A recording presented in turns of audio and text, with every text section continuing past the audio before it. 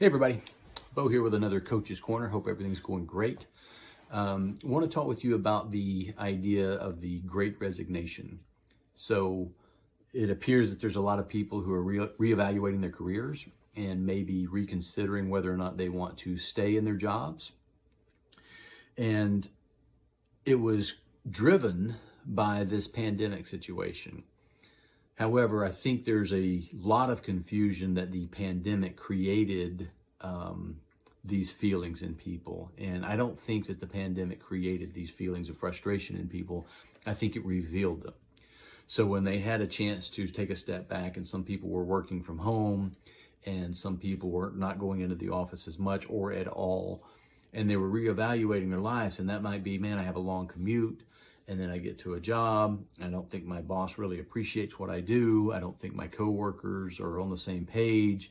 All of these things, when you have, in this case, you were forced to take a step back.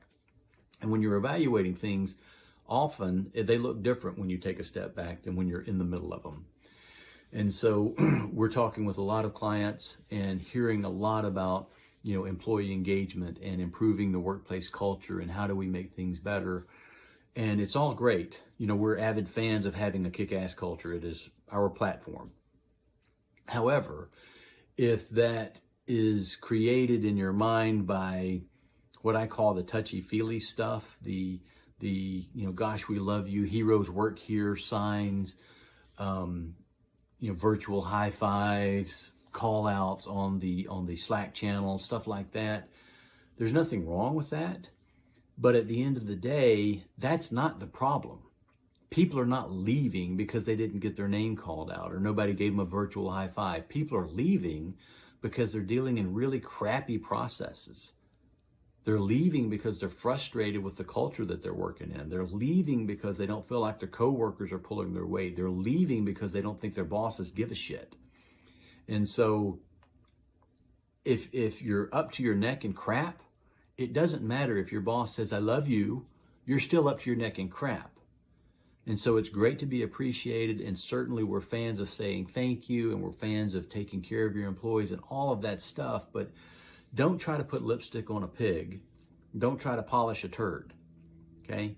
If your people are drowning in crappy processes, they're understaffed, they're overworked, they're underappreciated, and you're saying, hey, here's a Hershey bar to say thank you, I love you, recognize in a lot of cases you're probably making it worse. So as a leader, it's your responsibility to figure out, are they frustrated because they don't feel appreciated only? Or more than likely, are they frustrated because they've got crappy processes and the culture is not good and they don't think their coworkers are pulling their weight and. And as a leader, your job is to fix those things.